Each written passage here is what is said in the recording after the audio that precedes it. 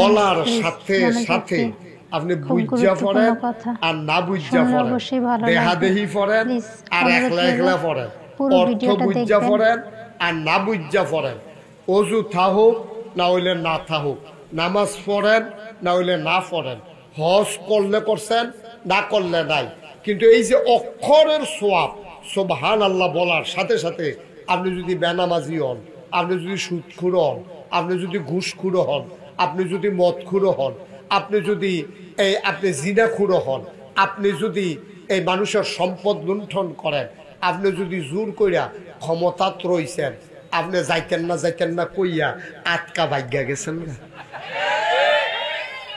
ঠিক রে? আপনি যেই ডে হন সুবহানাল্লাহ কওনের লগে লগে আপনার আমল নামায় ৯-১০-৯০টা সোয়াব। সুবহানাল্লাহ কইতেন না? এই যে এইটা হুন্না সেটা যে আবার সুবহানাল্লাহ কইছেন, আবার ৯০টা, আবার ৯০টা।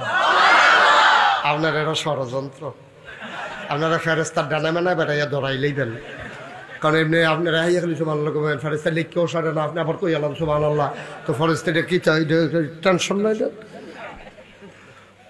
এই যে সুবহানাল্লাহ কইছে লগে লগে সুবহান, এখানে অক্ষর আছে 5টা, সিন, বা, হা, হামজা, নুন, সুবহান। আল্লাহ এখানে অক্ষর আছে 4টা।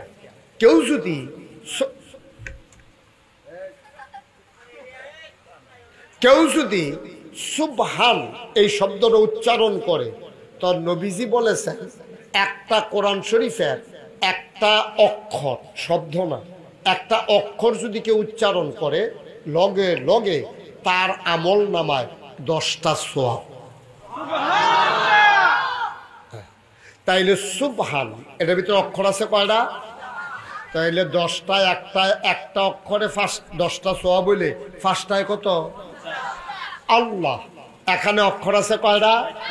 তাহলে 4টায় আবার ধরেন 40টা, তাইলে হ্যাঁ নইল 50, হ্যাঁ নইল 40, কয়টা হইছে?